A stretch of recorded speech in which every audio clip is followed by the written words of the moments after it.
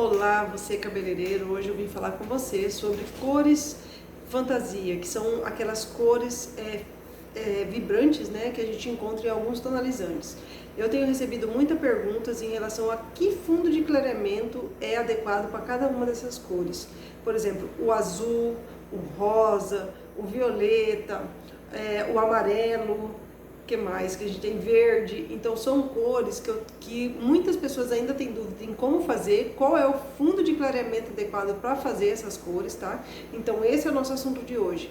Convida teus amigos, dá aquela curtidinha e continua aí para você entender tudo de uma vez por todas sobre coloração semi-permanente, né? Que são os tonalizantes. Nesse caso, os tonalizantes de cores fashion. A gente vai começar falando sobre as cores, os tons de azul. Por exemplo, você vai fazer um tom de azul no cabelo de uma cliente, né? E essa cliente, ela escolheu lá um azul super vibrante, com uma cor bem intensa. Então, o que a gente precisa entender de princípio quando se trata de cores artificiais, né? E essas cores vibrantes, que são as cores fantasias, né? Primeiro de tudo, você precisa dominar a questão de fundo de clareamento. Ai, Magui, mas o que é fundo de clareamento? Já falei aqui com vocês, mas vamos falar de novo. Fundo de clareamento é o resíduo da cor natural ao ser descolorido, ou da cor artificial ao ser descolorido. Como assim? Descolori meu cabelo, vou fazer umas mechas, né? Vamos dizer que vou fazer umas mechas, puxei lá no papel ou na touca, passei o pó descolorante com o meu oxidante, né? Com peróxido de hidrogênio. Misturei a água oxigenada com esse pó descolorante, né, medida do fabricante, e apliquei no cabelo. Vou deixar um tempo de ação e depois eu vou começar a ver as cores que vai abrindo. Nesse caso aqui do meu cabelo, ele está na altura de um 9. Então, o vídeo pode ser que confunde um pouco, fica aí entre um 8, mas na real é um 9, tá? Então, assim, vai clareando, né? E qual é o fundo de clareamento que a gente vê quando o cabelo está sendo descolorido? Vamos dizer que eu estou saindo de uma base um pouco mais escura, né, um castanho claro ou um castanho médio, você vai começar a ver o primeiro fundo de clareamento, que é o vermelho. Você já começa a ver um tom descolorido avermelhado, né, que já dá aquela cor de vermelho no cabelo. Então esse é o primeiro fundo de clareamento, é o fundo de clareamento 5. Aí a gente vai para o fundo 6, que é o vermelho laranja. Você já começa a perceber um laranja. Quando o cabelo começa a descolorir, você vai ver naquele tom laranjado, certo? Então eu estou no fundo 6, as cores adequadas a ser usado na altura de 6, certo? Aí você vai para o fundo 7, laranja. Você só percebe o laranja, você já não vê mais o vermelho. Aí você está no fundo 7. A gente vai para o fundo 8, amarelo laranja. Você tem o laranja ainda, mas já vê amarelo. Fundo 8. Fundo 9, amarelo. Você já tem um tonzinho bem amarelado. Esse é o fundo 9. E fundo 10, amarelo clarinho, tá? Aí você chegou no fundo 10. Ah, mas eu quero descolorir para ficar branco. Não tem como descolorir para ficar branco. Você tem como chegar no fundo 10, no amarelo clarinho, e direcionar o reflexo para alguma coisa que te leve ao branco, né?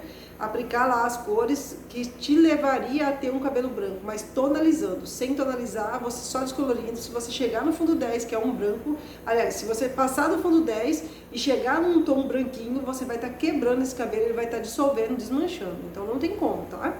Então a gente chega só no fundo 10, que é o amarelo clarinho. Qual é a melhor cor para fazer um azul, por exemplo?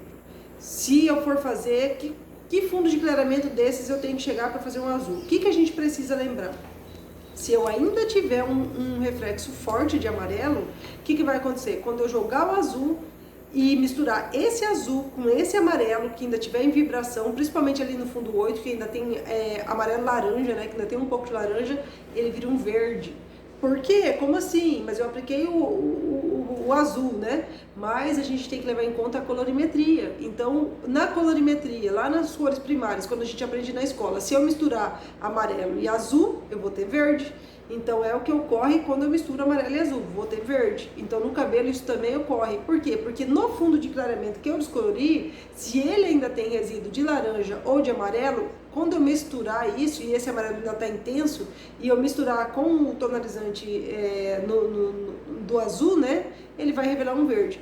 Então, muito cuidado, tá? Se o desejo da cliente é simplesmente azul, você tem que chegar no fundo 9 ou no 10. No 9 você já faz um testezinho de mecha, descolore uma mechinha só do cabelo da cliente, perceba até onde você chegou com saúde descolorindo. Se você percebeu que no 9 o cabelo ainda está saudável, dá para descolorir um pouquinho mais, tenta chegar no 10, né, que é um amarelo bem clarinho. Aí o azul fica perfeito, porque aí esse amarelo tá tão sutil que não interfere no azul que eu estou aplicando. Agora, no fundo 8 e no 9, pode ser que ainda ocorra de interferir um pouco, tá? Em alguns cabelos, porque na maioria dos cabelos, se ele for fino e você chegou no fundo 9, você já consegue fazer um azul bem legal, tá? Porque eu já usei azul muitos anos, vocês sabem disso, quem já me segue há mais tempo. E normalmente eu descolori até o fundo 9 e eu já consegui um efeito de azul bem legal. Apesar do meu cabelo ser um pouco mais fino, então tem menos concentração de melanina, né? Mas enfim, no fundo 10 e 9 9 e 10, né, é o adequado para fazer um tom de azul, tá certo? Então, preciso lembrar que não pode ter resíduo forte de amarelo ainda ou de laranja, principalmente de laranja, porque vai virar um verde, tá legal? E o verde, aí sim, o verde eu já posso estar no fundo 8, que eu já consigo um verde legal, porque mesmo que eu vou colocar o verde lá ainda contém um pouco de amarelo, amarelo e verde ele só dilui um pouco, continua verde, certo? Então tá tudo bem. Então verde não tem muito mistério, chegou no fundo 8 você já começa a ter tons de verde, se você chegar no 9 perfeito, você vai ter um verde muito mais limpinho, não tem necessidade de chegar num 10 para fazer um verde, tá? Fundo de clareamento adequado para fazer um laranja, né? O laranja você pode estar chegando só no fundo laranja mesmo, principalmente se for tons de ruivo. Então eu posso estar ali entre o fundo 7, que é o laranja, ou o fundo 8, amarelo laranja, dependendo do tom que for de ruivo, né? Já nos vermelhos, mesma coisa. Laranja, que ainda tem vermelho, a partir do 6, né? Que é só laranja, amarelo laranja, fundo 8, até o fundo 8, amarelo laranja. Então ali você já começa a ter, né, uns tons legais de vermelho, tá? Voltando para a cor fantasia, que o vermelho também é fantasia, porém o vermelho ele vem em tubinho igual a coloração permanente, né? Você tem uma coloração vermelho. No caso dos outros tons, a gente não tem uma coloração vermelho, né? Aí já o amarelo vibrante, você precisa estar no fundo 9 ou 10, tá? Porque se você ainda estiver no 8, você tem muito resíduo de laranja, então você ainda pode deixar um amarelo alaranjado, tá? Então o fundo 9 é o adequado para fazer um tom de amarelo vibrante, aquele amarelo canário que a gente vê em algumas marcas, né? Que é aquele amarelão mesmo. Então no fundo 9, perfeito para você fazer um amarelo, tá certo? Laranja já foi. Violeta você pode estar a partir do fundo 8 até o fundo 10, depende do tom de violeta, tá? Porque agora a gente está tendo tons de violeta e roxo, pastel e os tons mais vibrantes, né? Quando é aquele tonzinho pastel, bem suave e tal, normalmente a gente precisa estar lá no fundo 9 ou 10.